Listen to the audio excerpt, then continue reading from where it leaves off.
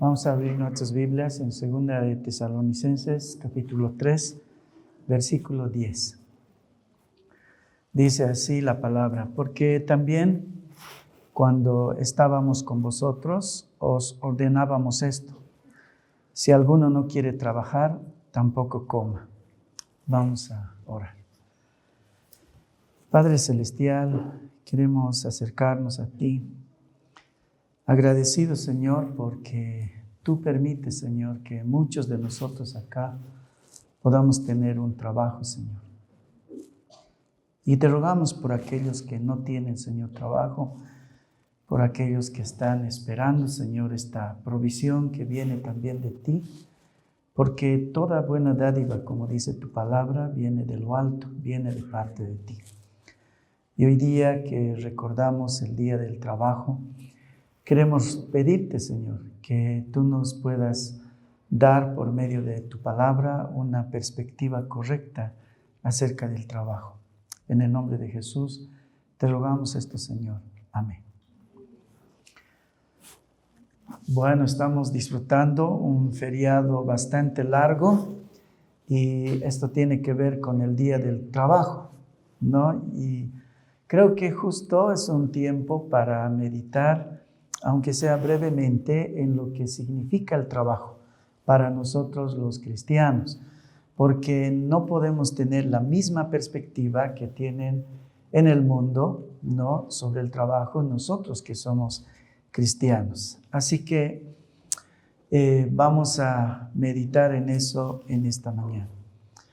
Primeramente, debemos recordar que se celebra este día o estos días, el día viernes propiamente, como el Día del Trabajo, porque a finales del siglo XIX las condiciones laborales, y no solamente en esa época, durante mucho tiempo, pero a finales del siglo XIX, no, las condiciones laborales eran sumamente abusivas e inhumanas.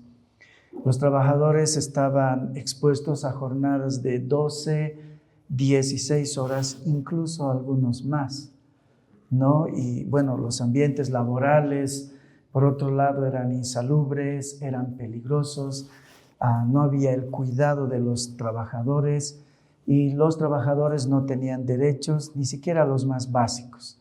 En realidad era una esclavitud disimulada, pero les decía, no solamente fue en esa época, así fue durante muchos años desde que comenzamos a vivir un mundo caído.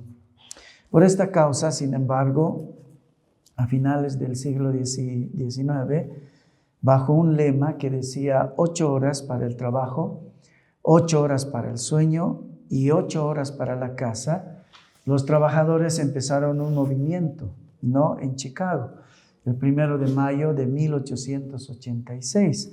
Por eso en realidad nosotros celebramos el Día del Trabajo. Fue una respuesta al abuso, ¿no?, que se hacía con respecto de los trabajadores.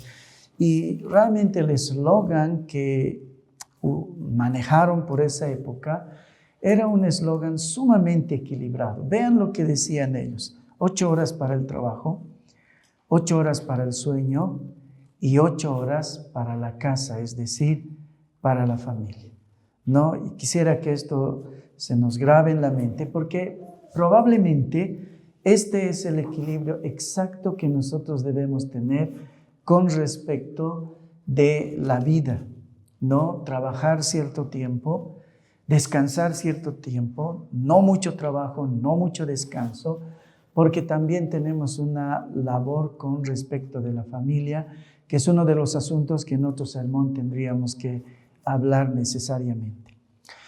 Comenzó una huelga masiva que paralizó toda la ciudad, y aunque esta protesta comenzó de forma pacífica, al final terminó en lo que se llamó la tragedia de Haymarket, donde una explosión y luego una represión policial brutal llevaron a la ejecución de varios líderes de sindicato que se habían movilizado, ¿no?, contra el abuso del trabajo. A ellos se los conoce como los mártires de Chicago.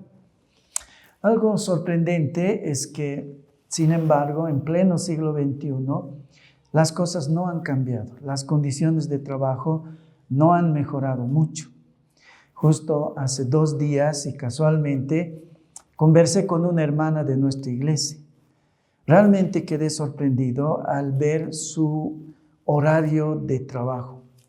Rondas laborales que superan las 48 horas sin descanso. Las condiciones de su trabajo, yo las llamé esa noche abusivas. Peor todavía, el salario que ganaba por tanto trabajo bajo condiciones ínfimas, ¿no? Y con un salario totalmente injusto. No es un asunto del siglo XIX nada más. Es un asunto que muchos de nosotros estamos viviendo. Incluso en nuestra iglesia hay personas que están trabajando bajo algo que nosotros fácilmente tendríamos que llamar labores de esclavitud. Pasa, por ejemplo, con los médicos internos. Cuando mi hijo estaba haciendo su pasantía en la universidad, muchas veces él tenía que hacer cirugías muy delicadas con el cuerpo casi desfalleciente, porque los turnos que se les imponía por cultura médica no era sumamente inhumano. Y yo pensaba, qué absurdo que alguien tenga que hacer una cirugía tan delicada después de no haber dormido muchas horas, después de haber estudiado entre los pocos minutos que a veces les quedaba y luego tenías que ir a hacer una cirugía. Pero eso es parte de la cultura mundana del trabajo. Eso le llaman hacer el derecho de piso, ¿no? Para los médicos. Así podríamos dar muchos ejemplos de nuestro contexto y de otras partes del mundo donde la esclavitud todavía no ha terminado, porque el trabajo también ha sido confinado al mundo caído de pecado. Vivimos en un mundo caído donde muchas cosas han sido tergiversadas. El concepto del trabajo también ha sido tergiversado. Y entonces en muchos lugares lo que llamamos trabajo en realidad son meras formas de esclavitud. La otra cara, sin embargo, de este mundo caído donde el concepto del trabajo está totalmente tergiversado, también lo está en el otro lado donde las personas casi no trabajan. Peor todavía, no, incluso en lugares cristianos, donde se ha perdido el valor del trabajo y el esfuerzo, no, para lo cual incluso puede justificarse algunos argumentos espirituales. Se habla mucho, por ejemplo, del descanso, y está bien. Después de esto quiero hablar del descanso, pero de un concepto bíblico acerca del descanso, porque ahora se habla mucho del descanso, de la necesidad de descansar. Pero hay una ética del trabajo que nosotros tenemos que mantener. Los cristianos debemos tener una ética del valor del trabajo, pero también del esfuerzo detrás del trabajo para luego tener un razonable descanso y un justificado descanso. ¿Qué pasaba, por ejemplo, en la iglesia de Tesalónica? Tesalónica es una iglesia donde se pensaba y se hablaba mucho de la escatología. La escatología es una parte de la teología que habla y estudia sobre todo los hechos del futuro, lo que va a suceder en el porvenir. Y como Jesús les dice que Él va a volver pronto, entonces los hermanos de Tesalónica tomaron este asunto bastante literalmente. Así que ahora que vamos a empezar el estudio de Primera y Segunda de Tesalonicenses, vamos a ver esta expectativa escatológica fuerte que tenían en esa iglesia. Pero uno de los aspectos de esta fuerte expectativa escatológica era que como ellos estaban esperando el retorno inmediato de Jesús, porque Jesús les dice que pronto volvería, esto generó algo muy interesante acerca del trabajo. Muchos creyentes pensaban que como Jesús regresaría pronto, entonces no tenía sentido trabajar. ¿Para qué vamos a trabajar si Jesús viene pronto? ¿De quién será la cosecha si Jesús viene y no logramos cosechar? ¿Para qué vamos a construir ciudades si Jesús viene pronto? ¿Quién vivirá en esas ciudades? Así que muchos cristianos en Tesalónica dejaron de trabajar porque pensaban que no tenía sentido seguir trabajando, cultivando la tierra o participando del negocio. A estos cristianos, Pablo es que les llama la atención. A estos cristianos es a quien dirige estas palabras tan duras que le dice el apóstol Pablo. Cuando estábamos con vosotros, os ordenábamos esto. Si alguno no quiere trabajar, tampoco coma, les dice el apóstol Pablo. Si ustedes no quieren trabajar, entonces no coman. Esa debería ser la consecuencia lógica de no trabajar. A estos cristianos Pablo los llama atactos. Atactos en griego se traduce como los holgazanes o los desordenados. Estos atactos no solo abandonaron sus responsabilidades, sino que vivían para el colmo de los colmos de la generosidad de los hermanos de la iglesia. Entonces, quiero que vean el cuadro, el contexto de lo que dice Pablo. Había unos hermanos que dicen que por su teología, una teología que tenía algo de la palabra de Dios, ciertamente Jesús les dijo que volvería. Entonces era algo razonable. Pero ellos usaron este pretexto, vamos a decir, para no trabajar. Entonces, ¿para qué trabajamos? Si el Señor vuelve, entonces no vamos a trabajar. Pero lo peor, les decía, era que ellos mendigaban en la iglesia. Pedían ayuda a los hermanos. No trabajaban, pero pedían ayuda a los hermanos, porque habían algunos incautos en Tesalónica que, aunque sabían también que Jesús volvería, ellos seguían trabajando y ellos aprovechaban eso. De ahí las palabras tan duras del apóstol Pablo. Si no trabajas, no comas. Si no trabajas, no comas. Pablo les llama la atención duramente y les dice, cuando yo estaba con ustedes, les ordené esto. Si alguno de ustedes no quiere trabajar, tampoco coma. ¿Por qué Pablo fue tan duro con estos hermanos? Pablo entendía que el trabajo es algo en lo que nosotros no podemos eludir. No importa si nosotros por alguna razón nos enteramos que Jesús vendrá a las 3 de la tarde el día de hoy. ¿Por qué? Porque para el apóstol Pablo y para nosotros los cristianos, el trabajo es una forma de adoración. Y la adoración no es algo que puede ser intermitente. La adoración no es algo que puede tener un stop. La adoración no es algo que nosotros podemos parar. En realidad nosotros, como hijos de Dios, estamos ordenados a adorar constantemente, como fluye un río. Así que no hay un momento, no importa si sabemos que Cristo vendrá hoy a las 3 de la tarde, la adoración no puede ser interrumpida. Y bajo el estándar de la Biblia, el trabajo es una forma de adoración. Por lo tanto, no podemos descansar de trabajar.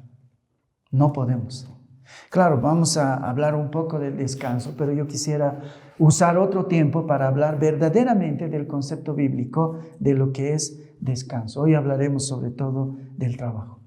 Primera cosa entonces importante, el trabajo es parte de nuestra adoración de Dios. Es una forma más de adorar al Señor. Y Pablo entendía eso.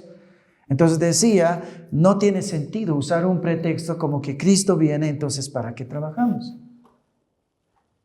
La mentalidad de Pablo entendía que el trabajo es una adoración, entonces no se puede detener. La holgazanería, por lo tanto, era mucho más nociva que simplemente dejar de ser productivos. En eso es que meditaremos esta mañana. He titulado este sermón, El altar de las manos con callos. El altar de las manos con callos. Porque en realidad lo que Dios quiere es que nosotros vayamos al altar de la adoración presentando manos encallecidas, manos trabajadas, manos que han puesto, que se han puesto en el trabajo, hablando figuradamente. La primera cosa de la que vamos a hablar en esta mañana es acerca del grave peligro que representa la ociosidad. ¿Por qué Pablo se enoja tanto con estos hermanos que no están trabajando? el grave peligro que representa la ociosidad. Cuando Pablo les declara este versículo tan duro, pero tan sincero a la vez, lo hace porque realmente la ociosidad justificada con un barniz religioso, como ellos lo estaban haciendo, ¿no? Como era el inminente retorno de Cristo, estaba teniendo efectos sumamente nocivos sobre la iglesia de Tesalónica. Pablo los llama a estos hombres ociosos. En el griego es una palabra un poco larga, difícil de decir, se dice pierirgasomenoi. Esta palabra significa chismosos y conflictivos. ¿Qué es lo que estaba pasando? ¿Alguna vez han escuchado esta frase que dice que la mente ociosa es el taller del diablo? Porque cuando uno no tiene algo que hacer, entonces la mente que está hecha para seguir haciendo, va a seguir haciendo, pero no cosas buenas, sino cosas nocivas. Allá en Tesalónica habían hermanos que no estaban trabajando, pero su mente está hecha para trabajar. Entonces, ¿a qué se dedicaban estos hermanos? Y Pablo les dice entrometidos, pero entrometidos tal vez no describe realmente lo que estaban ellos haciendo en la iglesia. Pierirgasomenoi es una palabra un poco más descriptiva. Estaban chismeando y estaban trayendo conflicto. Porque cuando no tienes nada que hacer, eso es lo que vas a hacer. Algo vas a hacer dentro de la iglesia. Y entonces Pablo les dice, es muy grave lo que ustedes están haciendo, es muy grave en lo que ustedes han caído. Si no trabajas, no comas. La falta de ocupación de estos desordenados, como dice, así nada más dice en el español, ¿no? Los estaba llevando a traer conflicto dentro de la iglesia, generando chismes, generando peleas, porque no tenían nada que hacer. En los siguientes versículos, los versículos 11 y 12 del capítulo 3, esto dice Pablo acerca de ellos. ¿Por qué oímos que algunos de entre vosotros andan, dice, desordenadamente, no trabajando en nada, sino entremetiéndose en lo ajeno? A los tales mandamos y exhortamos por nuestro Señor Jesucristo que trabajando sosegadamente coman su propio pan y vosotros, hermanos, no os canséis de hacer el bien. Pablo dice, como ustedes no han encontrado un trabajo, como no están buscando trabajar, entonces están trayendo mucho conflicto dentro de la iglesia, a los tales. Y en los dos casos dice, les ordeno. No está dando una opción. Y esto es muy importante, porque el trabajo no es una opción. Ni por la edad, ni por el género, ni por la posición que nosotros tengamos. Todos los cristianos estamos llamados a trabajar. Pero no solamente trabajar, sino que en muchos casos Pablo utiliza esta palabra, sosegadamente. Y 2 veces la usa acá. Trabajando sosegadamente. ¿Qué querrá decir sosegadamente? Con mucho esfuerzo. No el trabajo por el trabajo, sino esforzadamente. Eso es lo que el apóstol Pablo dice. Y entonces coman su propio pan. Y esto es enfático, sumamente enfático. Nosotros no hablamos así en el español. En el griego esto nos sirve para enfatizar cierto asunto. El pan de nosotros es nuestro propio pan. Nosotros no lo enfatizamos, pero él lo hace a propósito, porque esto es importante. Cada uno trabaje esforzadamente para comer, dice, su propio pan. Eso quiere decir el pan de su propio esfuerzo. Qué duro. Es duro, ¿no? Pero van a ver que tiene mucha razón cuando el apóstol Pablo les llama la atención a estos hermanos por este motivo, por esta situación. Henry Van Til escribió un libro que se llama Cristianismo y Cultura, y aunque él habla de un ejemplo sumamente antiguo, ya de más o menos de los 50 del siglo pasado, él aborda un asunto que yo creo que tiene mayor preponderancia en esta época. En realidad quiero decir que estamos abrazando más en esta época que en esa época, porque probablemente ahí estaba comenzando. Él cita un artículo de la revista Life de 1958 que se titula La edad de la vagancia o la edad de la abundancia. En realidad el título dice así, la edad de la vagancia o de la abundancia. Y lo que él estaba allá criticando era la situación laboral en América en esos años ya, porque había mucha prosperidad, ¿no? Habían salido de una mala época en los 29, la Gran Depresión, ¿no? En esos años, y bueno, las cosas cambiaron, empezaron a trabajar mucho, y en los 50 había una gran producción en muchos sentidos, y la gente empezó a hablar del descanso, pero en un sentido nocivo, no en un buen sentido. Les voy a leer lo que dice parte de este artículo. Él dice, a menos que tengan un cambio de mentalidad y busquen producir por causa de la excelencia, América pronto perderá su lugar dominante en el mundo. Esta es la era de la vagancia, en la que el trabajo es solo medio hecho y todos buscan más tiempo libre. Como resultado, las tasas de salario monetario se han incrementado casi 2 veces más rápido que la productividad.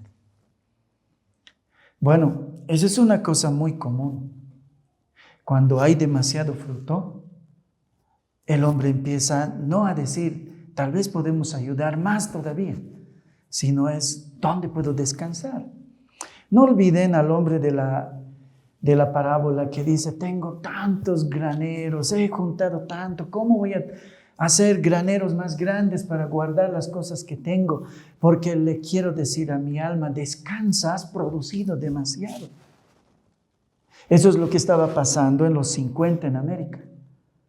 Pero eso es una cosa que muchas veces nos pasa en la vida. Tenemos suficiente, estamos ganando lo suficiente y no pensamos que tal vez podemos producir un poco más, porque la producción tiene que ver también con el prójimo, de eso vamos a hablar un poco más adelante. Sino que, como el de la parábola, decimos, bueno, ahora descansaremos, más contextos para descansar.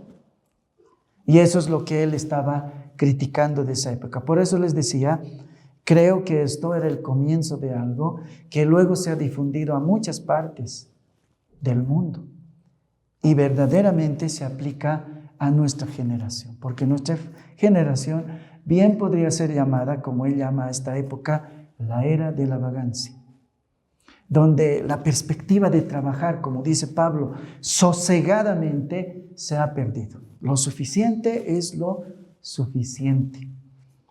El autor utiliza este término para describir una época donde el trabajo ha perdido su significado trascendente y se ha convertido en una carga de la que el hombre debe buscar escapar constantemente. Van Til explica que los trabajadores están, dice, más obsesionados por un deseo de evadir el trabajo que de multiplicar su producción. Sí, somos muy creativos. Nuestra generación es muy creativa para eso. ¿Dónde vamos a encontrar el lugar para descansar más? Esta percepción del trabajo determina que el empleo ya no se vea como una vocación o una adoración o un servicio a Dios, sino como un mal necesario. ¿Cuántas veces cuando charlamos les preguntamos, ¿te gusta tu trabajo? No, pero tengo que trabajar. No es la respuesta constante de muchos de nosotros, no es nuestro sentir, aunque no lo decimos, no me gusta, pero tengo que trabajar.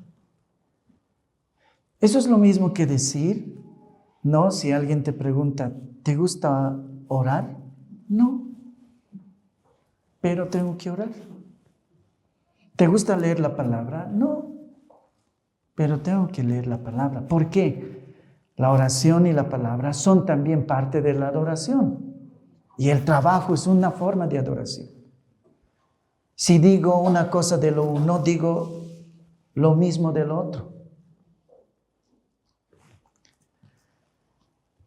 Una característica técnica de esta era, de la vagancia, como llama Bantil, es que las tasas de salario monetario se incrementan, dice él, al doble de velocidad que la productividad real. ¿No? Quieren ganar más con el menor esfuerzo. La meta, ¿no?, y la ética del mundo es esta: el máximo beneficio económico realizando el menor esfuerzo posible. En palabras sencillas, ganar más y trabajar lo menos posible. Los que, no voy a decir tenemos suerte, pero Dios ha permitido que vivamos ese contexto de transición, no los que hemos nacido en los 70s. Cuando comprar un zapato era una cosa muy difícil para los papás. Cuando se celebraba comprar el zapato, hemos comprado el zapato en las familias. Muy distinta de la época de ya tengo azul, tengo verde, tengo celeste, tengo rosado, me falta anaranjado. ¿Cómo no puedo tener un zapato anaranjado? En aquellos días se heredaban muchas prendas.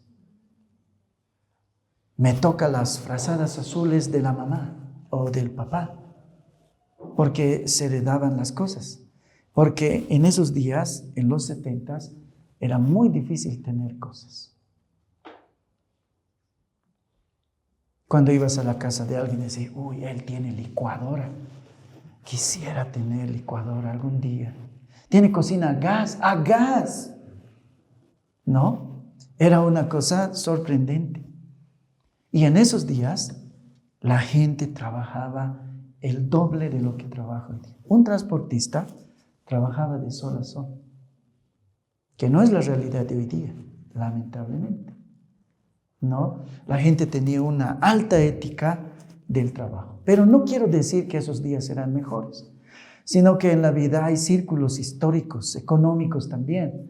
En esos días eran los días de la construcción de la economía de la sociedad boliviana. Entonces, cuando uno construye, hay mucho esfuerzo por el medio. Y entonces eran días del grande esfuerzo. Pero todos llegamos a esa época que él llama la época de la vagancia. ¿No? Y lamentablemente, probablemente estamos en ese lugar.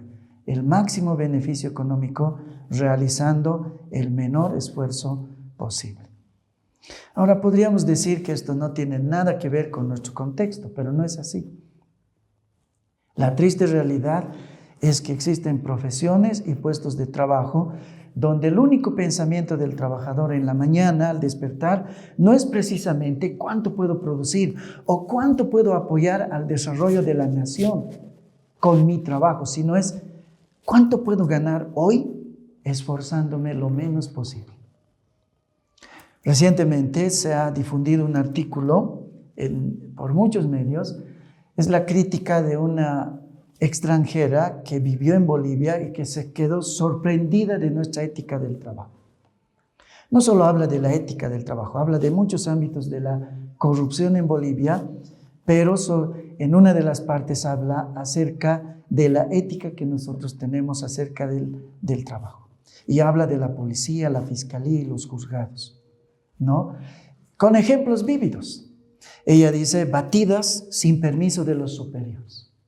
Sí, alguna vez nos hemos topado, incluso con gente un día yo estuve bajando del alto y había una batida de la Fuerza Aérea. Uno no puede creer, pero eso es real en Bolivia. No, eran soldados de la Fuerza Aérea haciendo una batida. No para los transportistas, no es sustitución, pero lo pueden hacer, se puede hacer todo en Bolivia. ¿No? Las implicaciones de la fiscalía. Esto es horroroso.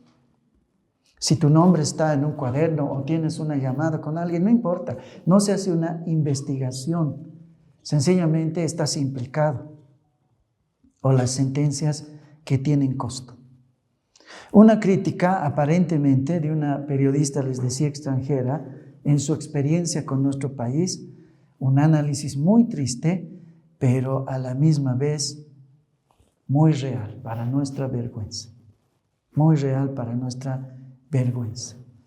A eso se le llama la era de la vagancia. Se manifiesta en una falta de compromiso con la calidad de las labores que nosotros tenemos que hacer, o hacerlo de forma incompleta.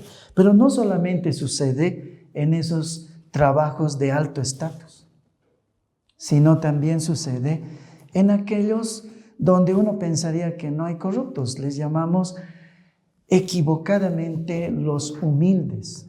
La humildad es un estatus moral. Pero nosotros en Bolivia, a todos los pobres les decimos los humildes, y no siempre los pobres son humildes. No, es una equivocación en nuestra forma de hablar. Pero les voy a decir, también ocurre en esos lugares. Trameaje. ¿Les trae a colación alguna idea eso? El trameaje. Es el caso de los transportistas, que hacen lo que llamamos trameajes en nuestra cultura. Las rutas no se cumplen a cabalidad. Abusan y a veces hasta han golpeado usuarios que hacen su reclamo por no llegar donde tienen que llegar. Hacer el trabajo a medias. Ganar más, hacer menos. Los mismos que tienen, los mismos transportistas, tienen campeonatos de fútbol. Algunos viven en zonas alejadas, y les ha pasado esto. Ningún minibús sale, ningún taxi sale. ¿Y qué pasó?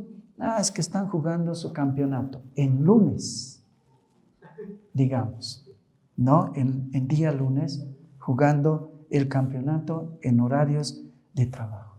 No solamente los que quieren jugar, sino obligando a los demás afiliados a participar de ellos. O transportistas que solamente salen a trabajar en lo que llamamos en nuestra cultura las horas pico, y después de eso descansar. Trabajar lo menos posible, descansar lo más que se pueda. Podríamos dar miles de ejemplos. Y claro, suena lindo y hasta chistoso, porque siempre miramos al frente, pero no nos miramos a nosotros. ¿Cómo nosotros buscamos eso? Ser partícipes de lo que es la era de la vagancia. No podemos evadir los sindicatos y los liderazgos, que se establecen en nuestra cultura, que en un principio sirvieron para defender a los trabajadores o sus afiliados. En los últimos años se han convertido en los verdugos de sus afiliados, pero también se han convertido en personas que sacan todo provecho posible, amenazando y extorsionando a los patrones, a los empresarios y hasta a los gobernantes. Sacando con el menor esfuerzo dinero de aquí y dinero también de acá. Y en realidad, el artículo que les había leído sobre la era de la vagancia tiene que ver mucho con ese sindicalismo que surgió en los años 50 en Estados Unidos. Un sindicalismo que promovía eso, el menor esfuerzo para mayor ganancia. Es cierto, hermanos, que no podemos generalizar. Tal vez alguno hasta ya está enojado, pero tampoco podemos evadir a estas alturas de nuestra historia que no estamos hablando de una minoría, estamos hablando más bien de una mayoría que tiene esa actitud inmoral del trabajo. Ahora, esto es natural en un mundo caído. Eso no debe extrañarnos. Cuando el hombre cayó en pecado, ha caído en todas las formas posibles, en todas las dimensiones de su humanidad. Entonces tiene una idea muy tergiversada de todas las cosas. Entonces no tiene que extrañarnos que haya una mala ética del trabajo en el mundo. No sucede esto en nuestro país solamente, sucede en el mundo entero. Ahora hemos hecho una pequeña introspección de lo que pasa en nuestro país, pero nosotros no somos el único problema. El mundo entero, la humanidad entera está caída. Por lo tanto, tiene una mala perspectiva de muchos ámbitos de su vida. El pecado ha alienado cualquier buena perspectiva que tengamos acerca de cualquier cosa, también del trabajo, Pero, ¿cuándo se convierte en algo grave? ¿Y por qué estamos hablando en este púlpito? Mi idea no es juzgar lo que está pasando afuera, porque incluso como creyente entiendo que eso es normal. Porque en un mundo caído eso tiene que ser normal. Es un mundo caído. ¿Por qué hablamos de esto hoy día en un púlpito? Porque esto se convierte en algo mucho más grave y grotesco cuando los participantes son cristianos.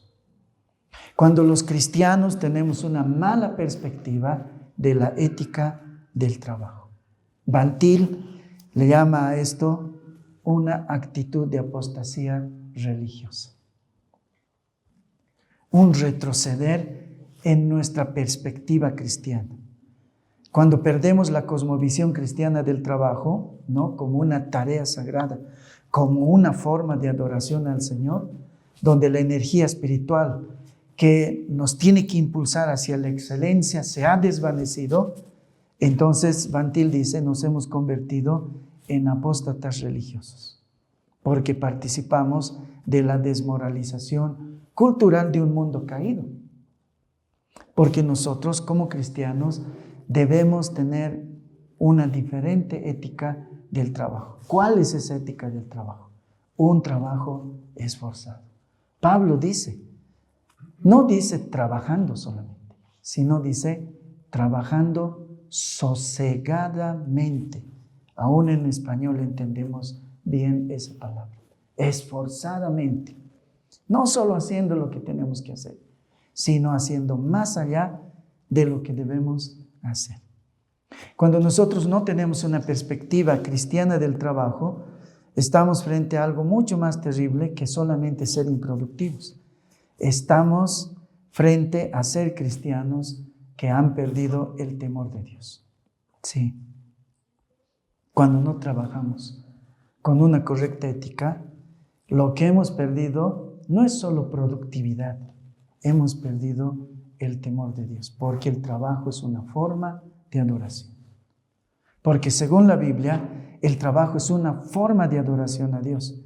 Y como mencionamos en el título de este sermón, es menester que cada uno de nosotros acudamos al altar de la adoración con las manos encallecidas por el arduo trabajo. La segunda cosa, ese es el peligro de caer en la ociosidad, haber perdido el temor de Dios.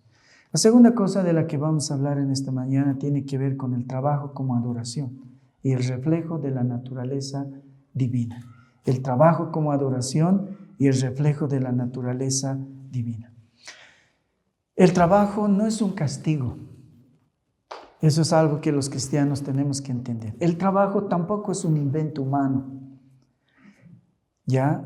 El trabajo es parte de la naturaleza de Dios. Cuando nosotros vemos las primeras páginas de la Biblia, vemos a un Dios trabajador. Es como nos muestra la palabra de Dios, a Dios en su naturaleza. ¿No? Nos muestra a un Dios trabajador. La Biblia comienza presentándonos a un Dios que crea, ordena y llena el universo como un artesano, como un ingeniero, como un trabajador. La obra del trabajo de Dios no es cualquier trabajo, no es un trabajo a medias, no es un trabajo en procura de hacer el menor esfuerzo para hacer más. Es un trabajo que Él mismo llama excelente. En el hebreo, cada vez que, no aparece varias veces, pero por lo menos unas 2 veces, el hebreo es kitov. En el español no se puede traducir exactamente kitov. Kitov es como el dedo que alzamos cuando decimos algo excelente. O cuando le decimos al chef, muy bien, ¿no? Pero es una especie de interjección, se dice, ¿no? Cuando usamos los signos de admiración, algo así. Dios dice, muy bien. Cada vez que termina su creación dice, y todo lo que hizo, dice, era bueno en gran manera. Porque el trabajo de Dios era excelente. Y por eso Él puede deleitarse con toda propiedad en el esfuerzo que Él hizo. Su trabajo fue excelente. ¿Cuántos de nosotros como cristianos, podemos evaluar nuestro desempeño igual, como padres, como madres, como maestras, como policías, como jueces, como obreros, como zapateros. ¿Cuántos de nosotros al final del día podemos decir, excelente, muy bien lo que hice? Dios lo hizo. ¿Por qué? Porque Él tenía una alta ética del trabajo. Y Él dice, en Génesis dice, y todo lo que hizo, dice, Él mismo al final lo evaluó de esta forma. Era bueno en gran manera. Por lo tanto, nosotros como cristianos tenemos que considerar el trabajo no como una bendición de la creación. No es un castigo, ni es un invento humano. Es una bendición, es una dádiva de la creación. Con todas las cosas creadas de Dios, Él nos dio también el trabajo. Con los frutos magníficos, no sé, las grandes cascadas, las grandes montañas, parte de la creación de Dios fue el trabajo. Y fue al hombre diciéndole, toma de estos frutos, de todos ellos puedes comer, pero aquí también hay un fruto. Come de esto, el trabajo. El trabajo es una bendición, no es un castigo, es una bendición de la creación. El trabajo no aparece después de la caída. El trabajo está entre todas las buenas dádivas que Dios le da a Adán y Eva cuando Él crea el mundo. He aquí, Adán, te voy a regalar una cosa muy linda. ¿Qué es? Se llama trabajo. Ahora, por otro lado, dentro de la ética del trabajo, nosotros tenemos que entender, porque la Biblia dice eso, es que nosotros somos imagen de Dios. No, en latín se decía imago Dei, somos la imagen de Dios. Y Dios es un trabajador. Una de las formas que debemos reflejar ese imago Dei es trabajar. Además de ser nuestra adoración, el propósito de nuestra vida es ser una imago Dei, una imagen de Dios. Y una de las expresiones de ser la imagen de Dios es reflejar a un Dios trabajador. Por lo tanto, nosotros también debemos mostrar ese aspecto de Dios. Otro asunto muy importante del relato de la creación es que luego de la creación, Dios nos manda o nos da algo que en teología se llama el mandato cultural. Algún rato vamos a hablar del mandato cultural, pero lo que quiere decir en palabras sencillas es que Dios puso a Adán en el Edén no para ser un observador de lo que Dios hizo, sino que le da una orden. Alguna vez, algún rato les había dicho que a veces tenemos un concepto un poco no completo de lo que fue el Edén. Cuando era chico yo pensaba igual, ¿no? Que el mundo entero era un jardín entonces. Y Adán y Eva han arruinado todo, entran cayendo en pecado. Pero en realidad, cuando vemos con cuidado la palabra de Dios, no habla tanto de eso, sino habla de un lugar que se llama Edén y un pequeño lugar donde Dios ha cultivado un huerto, un jardín, que Dios le llama el jardín o el huerto del Edén. Ahora, ¿qué quería Dios? ¿Por qué, si Dios es tan poderoso, no hizo mejor de todo el mundo un jardín? Porque Él quería darle ese privilegio a Adán. Y entonces ahí entra el mandato cultural. Dios le dice a Adán, ¿ves este jardín? ¿Cuán delicioso es? ¿Cuán bueno es? El privilegio tuyo va a ser que tú vas a expandir el jardín. El privilegio tuyo va a ser que vas a expandir el huerto por medio de un don que te voy a dar. Se llama trabajo. Se llama trabajo. Así que el mandato cultural tiene que ver con este asunto de que Dios pone a Adán en el Edén no para ser un observador estático, sino para trabajar, para cultivar, para cuidar, para expandir el jardín. Ese es el mandato cultural en este aspecto. Me imagino que en la mente de muchos No, están luchando, pero no, esto es terrible, no, con el concepto. Hay otro concepto importante, quisiera que hables de eso, el descanso. ¿Dónde está el descanso? También hay un Shabbat después de los 6 días de la creación. Ciertamente es algo que debemos también meditar, pero en su verdadera dimensión. No, ahora quisiera referirme a otro aspecto del descanso. Vamos a hablar cuando hablemos del descanso. Originalmente, y esto es muy importante, como el trabajo es un don, y el don de Dios siempre es buena dádiva, eso dice Santiago, entonces originalmente trabajar no era una carga pesada.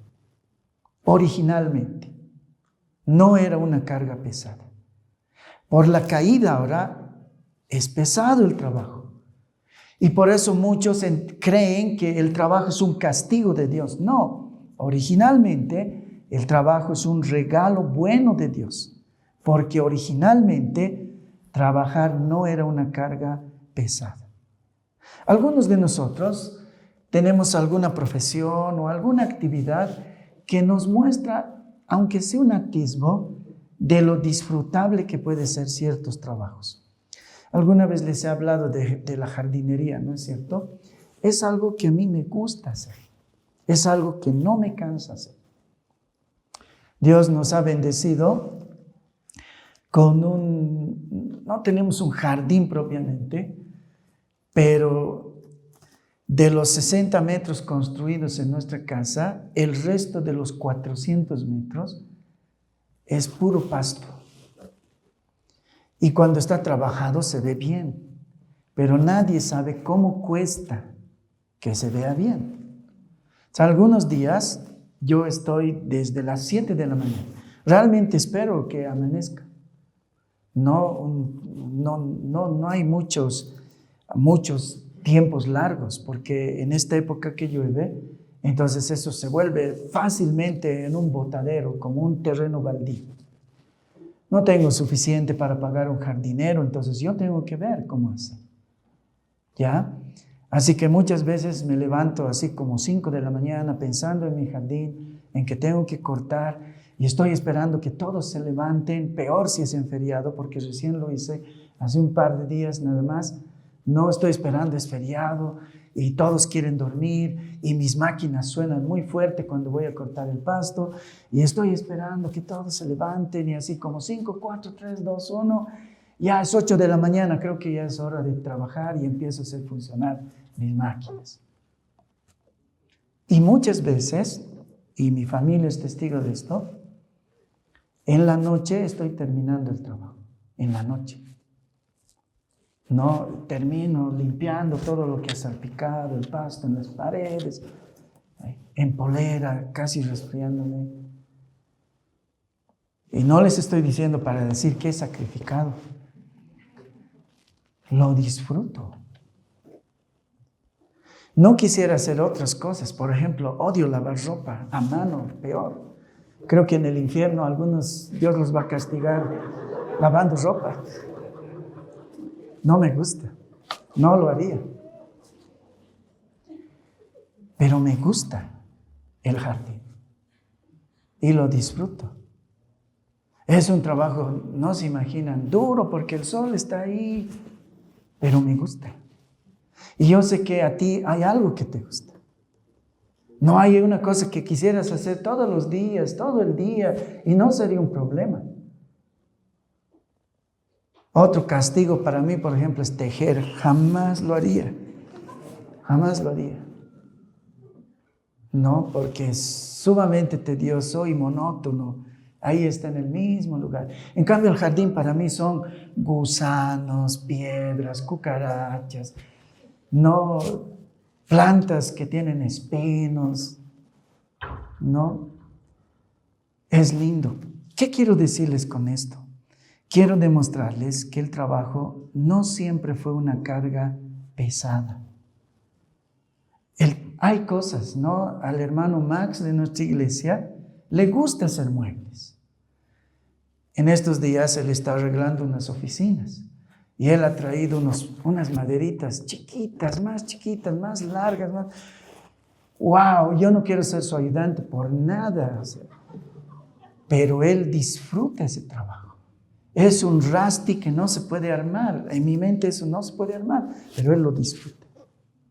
Él lo disfruta. Y así cada uno de nosotros tenemos un tipo de trabajo que realmente quisiéramos hacer. Lo que quiero decirles es que originalmente el trabajo no era una carga pesada, sino una extensión del propósito humano donde nosotros somos virreyes. Para eso fuimos creados, para ser virreyes de Dios en la tierra.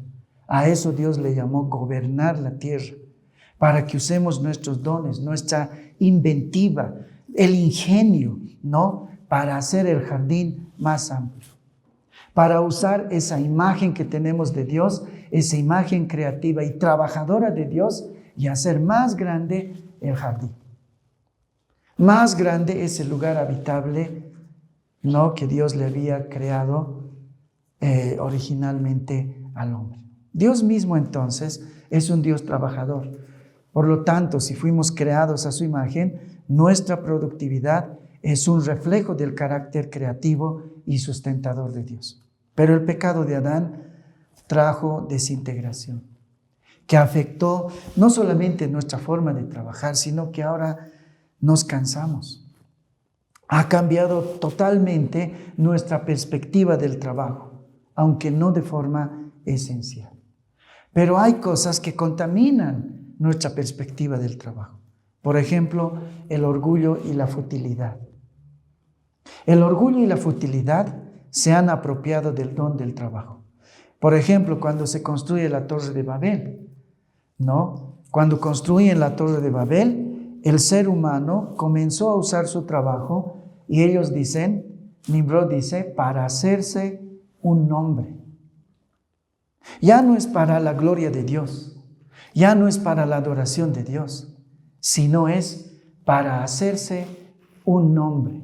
Muchas veces les he dicho en este púlpito que en realidad el nombre significa la dignidad, el estatus.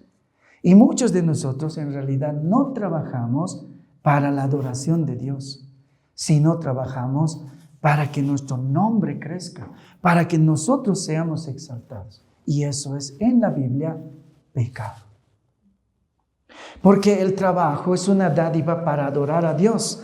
Eso que Pablo va a llamar en Corintios 10:31 para la gloria de Dios. Pero el hombre, como todo, ha revertido las cosas hacia sí mismo. Entonces ahora es para mi gloria personal. Y eso se ve muy claramente en la construcción de la Torre de Babel.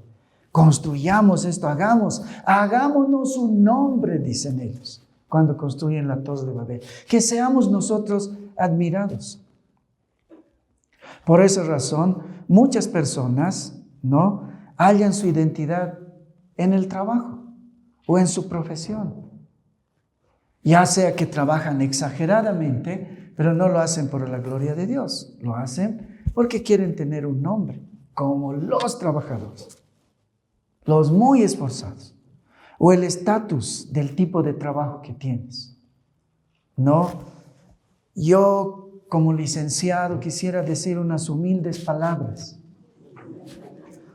O en la producción del trabajo, yo produzco más que cualquiera. O cuánto ganamos en el trabajo que hacemos. Pero si tenemos una correcta perspectiva y una correcta ética del trabajo, todo trabajo es digno delante del Señor. Todo trabajo es digno delante del Señor, porque todo trabajo es adoración. Por otro lado, Dios no quitó el don del trabajo, pero maldijo la tierra. Les decía, el trabajo no es una maldición, pero lo que maldijo fue la fuente del trabajo.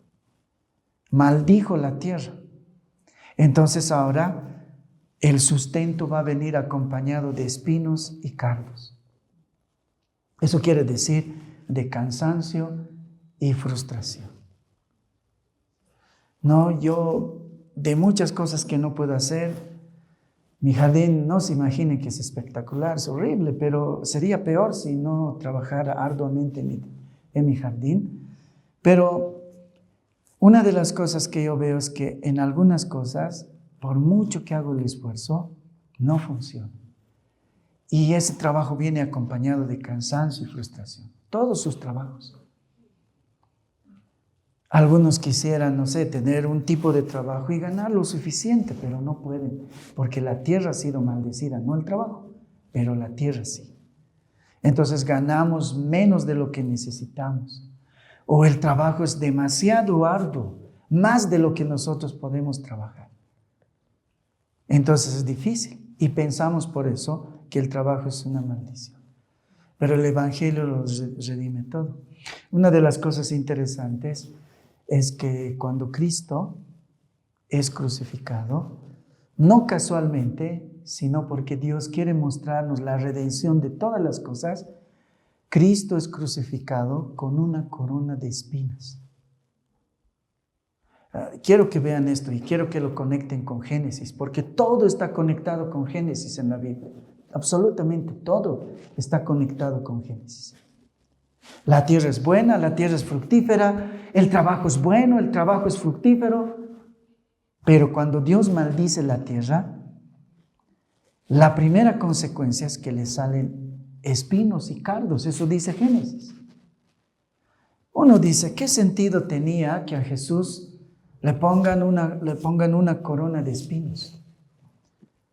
Pudieron haberle puesto una verdadera corona, aunque sea de lata, pero le ponen una corona de espinos, porque Cristo estaba redimiendo el verdadero concepto del trabajo. Cuando Él va a la cruz, lo que Él va a recuperar es eso. Ya no más los espinos, ya no más los cardos. Cristo en la cruz ha redimido también el verdadero concepto y el verdadero valor del don del trabajo. Entonces hay esperanza. Hay esperanza. Por eso Cristo fue crucificado con una corona de espinas. ¿Cuál es la perspectiva que debemos tener entonces del trabajo? Los puritanos del siglo XVII, por ejemplo, entendían que no existe una línea divisoria entre lo que es sagrado y lo que es secular. O sea, no había el trabajo y lo sagrado. El trabajo de ser secretaria y lo sagrado que es estar en la iglesia. Para los puritanos, ¿no? Y para nosotros los cristianos, ellos entendían esto, que todo lo que nosotros hacemos, todo lo que nosotros vemos, es un teatro para mostrar una sola obra, la gloria de Dios. Entonces, no importa si trabajamos o venimos a la iglesia, todo en el fondo es un teatro de la gloria de Dios. Y cada acción de trabajo que hacemos, desde el arado del campo hasta la predicación en el púlpito, al final de cuentas, es un acto de adoración. En la Edad Media, muchas veces en los monasterios se llegó a elevar el asunto de la santidad solamente a lo que ocurría en el monasterio. Entonces ellos dividían las cosas así. Lo que se hace en el monasterio es lo sacro, es lo santo. Lo que se hace fuera de los límites del monasterio, de lo que es la iglesia, entonces para nosotros ahora era lo que es mundano, lo que es pagano. Pero los cristianos, como los puritanos, tenemos que recuperar la verdadera perspectiva de las cosas. Tanto lo que está fuera de nuestro trabajo como lo que hacemos acá es parte de lo santo. Todo se ha hecho para mostrar una sola obra, la gloria de Dios. William Perkins, un puritano, decía: la acción de un pastor que cuida ovejas es un trabajo tan bueno ante Dios como la acción de un juez que dicta sentencia, o un magistrado que gobierna, o un ministro que predica. Lo que él estaba diciendo es que la excelencia de un trabajo no se mide por el estatus social, sino por la obediencia de quien lo ejerce. Entonces unos hacen zapatos, otros hacen muebles y otros predican. Todos tienen que hacerlo con la mayor prolijidad posible. Hay un grave peligro en dejar de lado este concepto de adoración acerca del trabajo. No, hay un grave peligro, y por eso el apóstol Pablo fue tan tajante, porque muchos usan esto cuando están enojados. ¿Cuántos de nuestros papás no conocen mucho de la Biblia, pero nos han dicho este versículo? Si alguno no quiere trabajar, tampoco coma. Es sumamente enfático, pero es que hay una realidad ahí.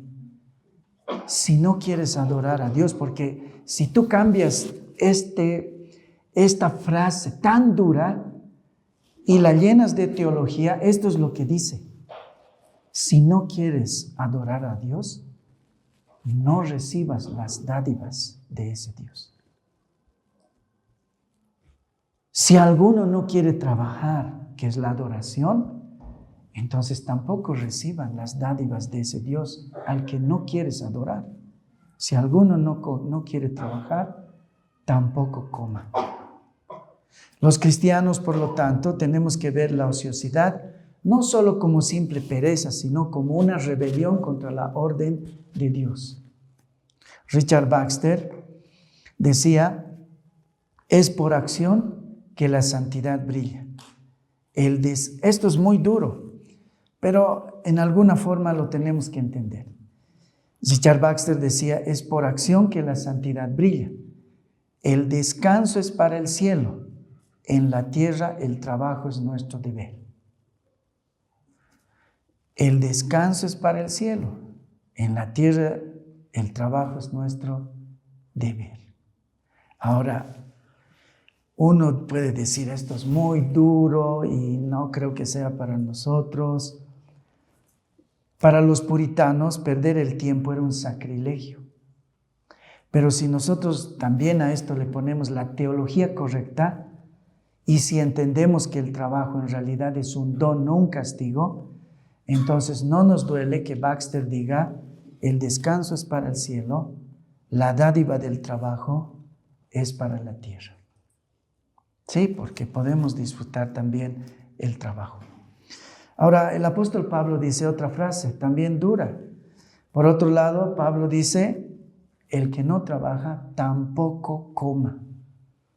La percepción de Pablo es que quien no aporta al cuerpo social con su esfuerzo, no tiene derecho a consumir los frutos de ese cuerpo. Por eso dice el apóstol Pablo, tampoco coma, porque el trabajo es el medio ordinario por el cual Dios provee el pan cotidiano, no solo para uno, sino también para los demás. En los años 70 y en los 80, cuando yo era niño, tú podías encontrar pan a cualquier hora del día, especialmente en los barrios periféricos. Hoy día no. En muchos barrios no hay. ¿Por qué no hay? Porque los panaderos solo quieren ganar y nada más. Y no piensan que también a lo largo del día hay gente muy pobre que solo puede acceder a comprarse un pan, pero que primero tiene que trabajar. Y entonces no tendrá a las 8 de la mañana su dinero, sino a las 3 de la tarde después de trabajar. Pero ya no hay pan. Porque igual que los transportistas que trabajan solo en las horas picos, ahora los panaderos también solo hacen pan para las horas pico. En mi barrio no encuentras pan más allá de las 9 de la mañana. Y no hay hasta el día siguiente. No hay. Porque no trae ganancia. Y lo que Pablo está luchando contra eso. Pablo está diciendo que la producción no solamente es para nosotros, sino que la producción también es un servicio al prójimo y a veces hay que perder en ese servicio. Sí, cuando das vueltas con tu auto en horas que no son pico, estás gastando tu gasolina, pero el trabajo, parte de la ética del trabajo es el servicio al prójimo, donde tienes que perder, porque en el servicio al prójimo siempre se pierde. Pero eso es parte de la ética cristiana. Entonces no vamos a cambiar el mundo. Es más, nadie aparte de ustedes va a escuchar este sermón. Pero si tú eres panadero, tal vez las cosas cambian. Y en tu barrio, en tu microcosmos pequeño, haya pan y digan, él es cristiano. Siempre hay pan en esa panadería porque él es cristiano. Gana, pero también pierde muchas veces. Porque el pan también se endurece. No se vende como en la hora pico. El trabajo es el medio ordinario por el cual Dios provee el pan cotidiano, no solo para cada uno, sino también para otros. ¿Por qué trabajamos entonces? Trabajamos para adorar a Dios, pero también trabajamos para servir al prójimo. Es decir, no solo trabajamos para acumular, sino también para servir. Porque la ley dice, amarás a Dios, pero también dice, amarás al prójimo. Los cristianos debemos entender que nuestro oficio es una herramienta para amar a nuestro vecino y a nuestro prójimo también. El zapatero no hace solo zapatos para ganar dinero, sino para que sus vecinos no caminen descalzos. Entonces el zapatero cristiano tal vez rebajará el precio. Un cristiano llamado Cotton Mather decía, un cristiano debe tener dos vocaciones, una general que es servir al Señor y otra personal que es el oficio útil para la humanidad. La ética del trabajo cristiano es adorar a Dios, pero también servir al prójimo, igual que la ley. Cuando trabajamos con integridad, entonces, no solamente estamos adorando a Dios, estamos manteniendo ese tejido de la sociedad que Dios ha ordenado. Tenemos que sostener, tiene que haber un minibús para alguien que tiene que ir a un hospital, no sé, a su trabajo, a cuidar a un enfermo a las 3 de la tarde cuando tal vez muchos no salen de sus casas. Pero un chofer cristiano tomará el riesgo. Así con todas las cosas que hagamos, tu escritorio, tu taller, tu juzgado, tu volante, tu panadería, tu cocina, porque son el medio por el que tú vas a adorar a Dios, ¿no? El altar donde vas a adorar a Dios, pero también la oportunidad para servir al prójimo. Quiero terminar con el tercer punto que siempre tenemos que ver, el trabajo y el evangelio. El trabajo es sumamente vindicado por el Señor, ¿no? Jesús, que es el cumplimiento de la promesa, el hijo de la mujer, que se promete en Génesis, dice la Biblia que Él vino a deshacer las obras del mal y también vino a redimir cada área de nuestra vida. También lo hizo en el trabajo.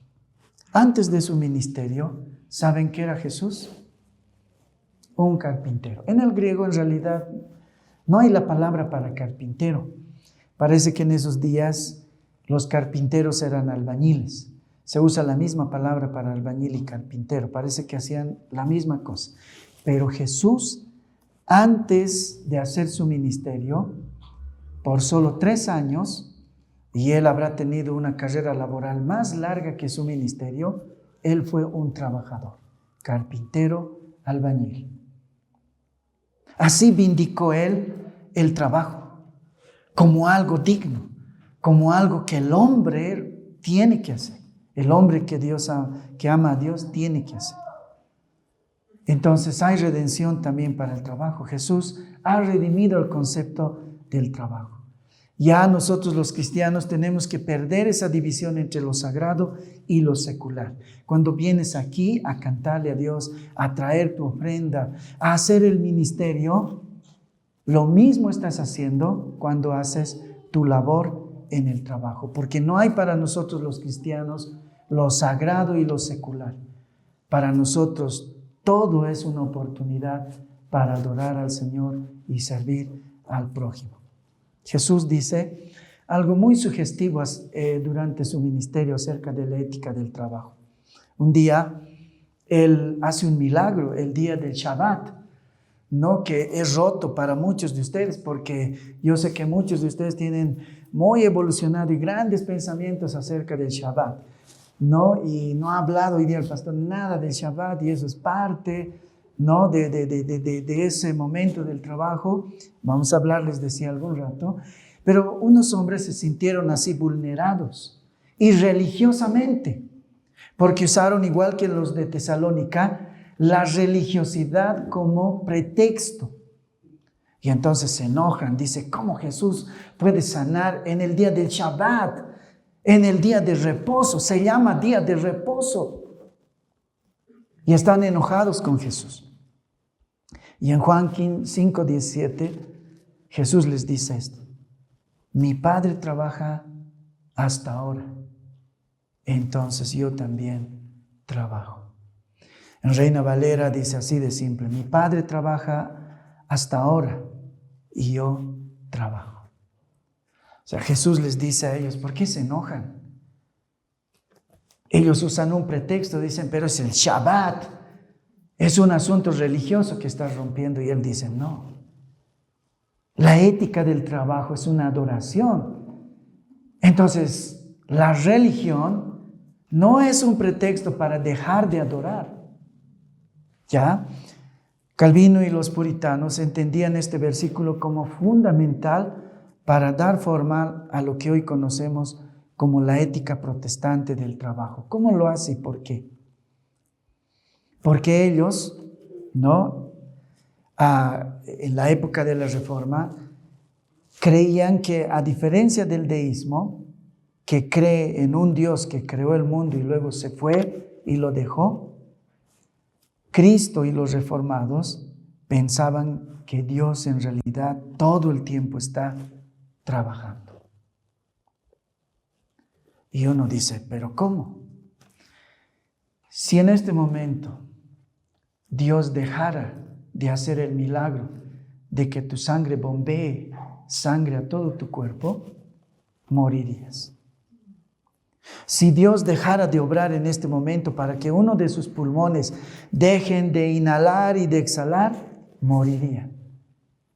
¿Cuándo descansa Dios? Nunca. Porque la Biblia dice que Dios sostiene la vida. Entonces, ¿cuándo descansa Dios verdaderamente? Nunca. Porque si Él descansara por un segundo, muchos moriríamos. Porque un segundo menos de aire o de sangre a algún lugar de nuestro cuerpo, entonces se acaba la vida. Por eso los reformados, no usando este pasaje, decían, claro, Dios nunca deja de trabajar. Él es el sostén del mundo.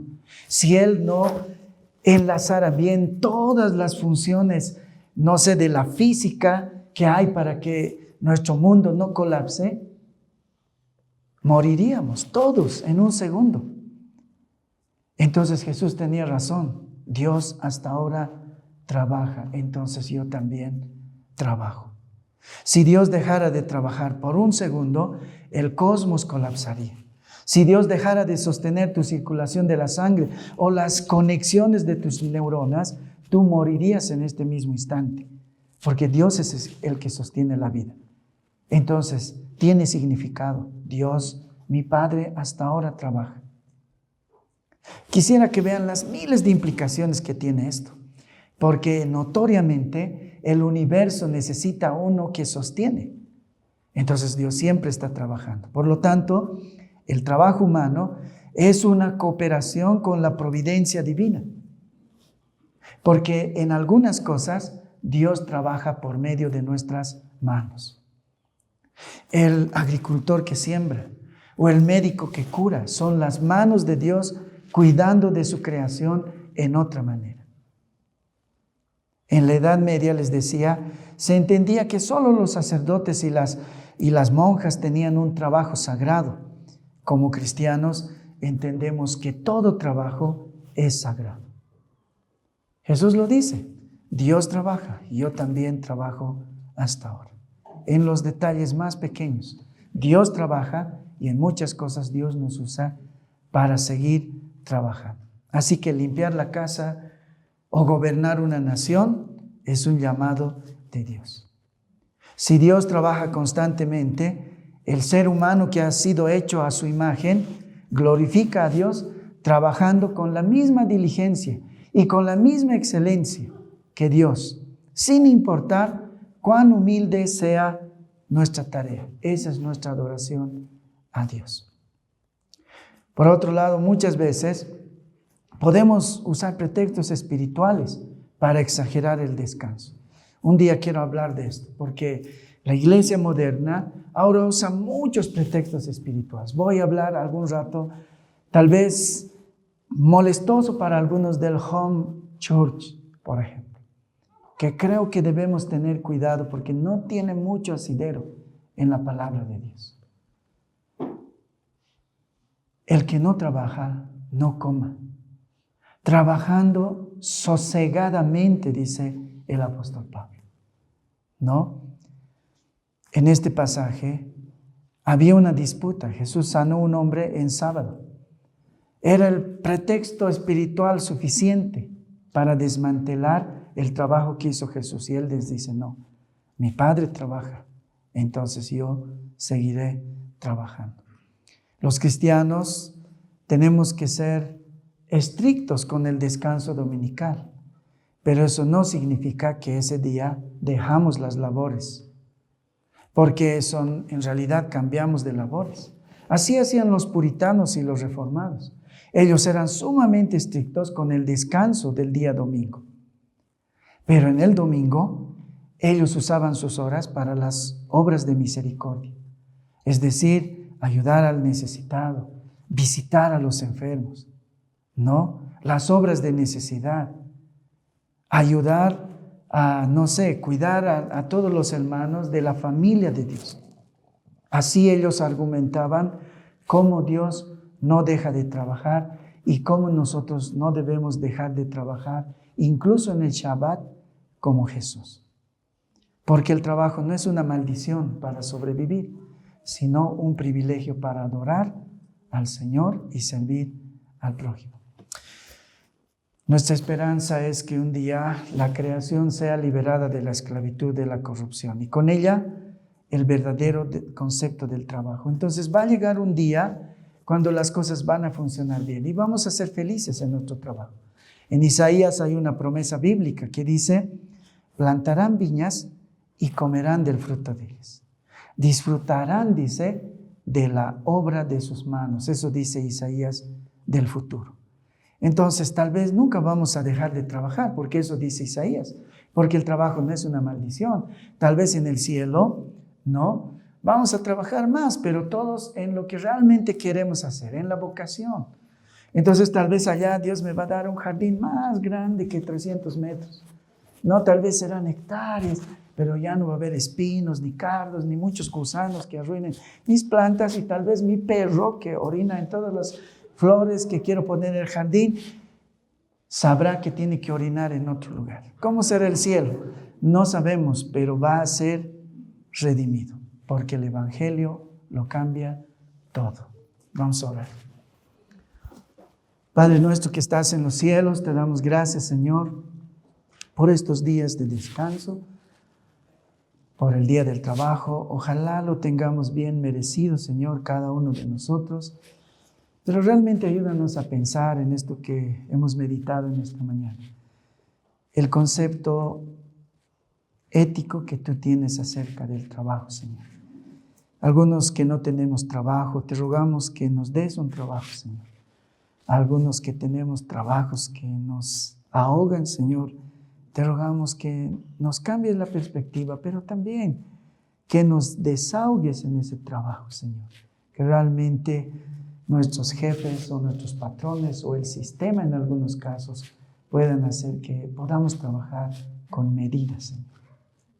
Sobre todo, ayúdanos a veces a arriesgar en nuestro trabajo el ejercicio de nuestro servicio al prójimo, que es tal vez lo más difícil a veces, perder para amar al prójimo. Oh Dios, en todo, ayúdanos a ser trabajadores cristianos. En el nombre de Jesús. Amén.